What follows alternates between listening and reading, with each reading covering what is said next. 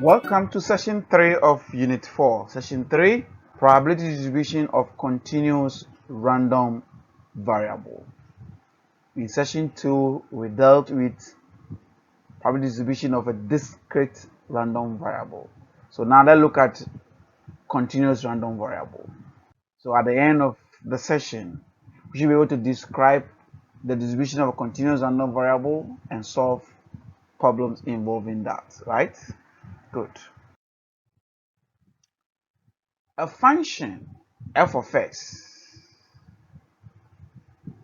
is defined on all real numbers.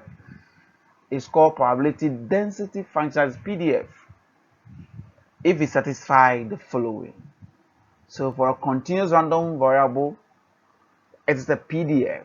It satisfies the following. Remember, the discrete is PMF, probability mass function, and the continuous is PDF, probability density function.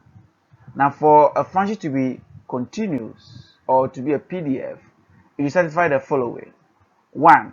The function to be greater or equal to 0 when it is within the ranges from negative infinity to positive infinity for the values of x.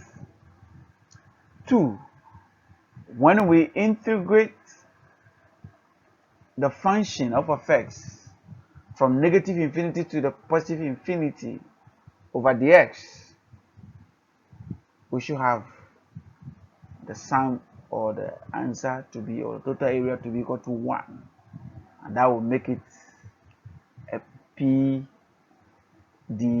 probability density function. Well, let's look at an example, and that will make everything clear for us. Example 1.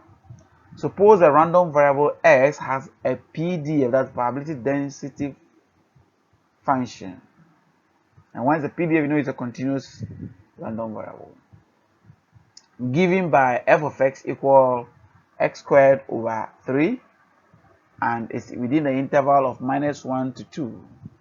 If it is 0, then it's elsewhere. Our task is to verify that f of x is legitimate. What does it mean to be legitimate? In another word, to verify that it is a PDF. B. We define probabilities between 0 and 1. The probability of x between 0 and 1. So look at the ideal.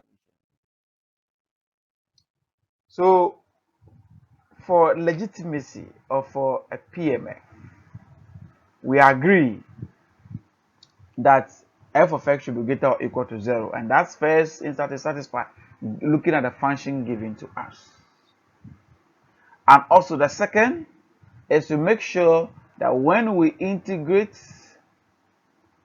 the function from the lower limit, that's negative infinity to positive infinity, it should give us 1. Now, what is the range given us in the function? The range given us the function from -1 to +2.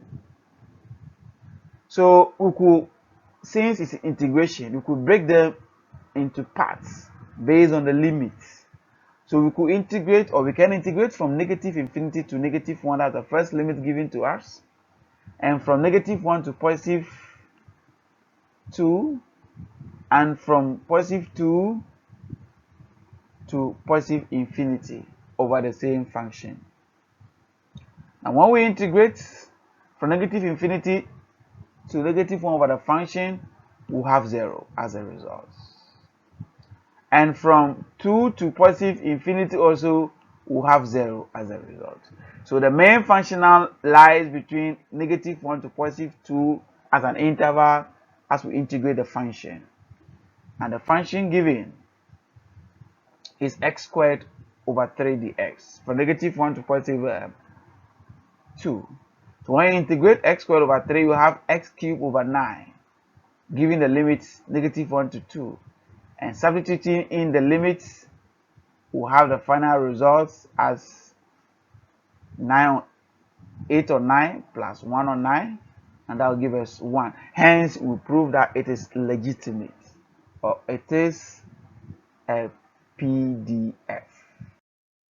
Look at the B part of the question. Now we have to integrate, find the probability, we have to find the probability of x between the values of 0 to positive 1. So this is a simple, direct task. Ours is to integrate the function using the given limit in the probability we have. And that's the limit given to us is 0 to 1. So integrating that and putting in the limit, we'll have 9 or 1 on 9 as our results. Quite very simple, right? Maybe another example will be a mind opening for us. Example 2. A random variable x has a PDF. Now they are telling you that it is a PDF. F of x equal to ax within the interval of 0 to 4 of x, 0 elsewhere. Now what is the task? We are to find the constant there in the function, the a as a constant. And after finding the constant, we have to compute probability of x between 2 and 3. Yes. So how do we find x? How do we find the constant a? Remember that the question says the random variable x has a PDF. PDF. So it is already a PDF. So what it means is that when you integrate, with a solution, when we integrate with the given limit ax dx, since it's a PDF, it should be equal to 1. So yes, ours is to straightforward equate the whole thing to 1. And integrating the function ax and putting in the limits, we'll have at the end 8a being equal to 1. And of course, finding a will be equal to 1 on 8. Quite simple. Now for us to proceed to the second part of the question, now that we have the function ax and a is now 1 over a, so we need to substitute in a into the function to be able to work out the b part. Let's go to the b part. We have to find the probability of x that ranges between 2 and 3. So now the function is 1 over 8x, and 1 over 8 is being substituted in place of a in the initial function given, and the limit given to us is 2 to 3, as 2 is the lower limit and 3 is the upper limit. And ours is to integrate, and finally we will arrive at an answer as 5 on 16. Quite interesting, right? Yeah.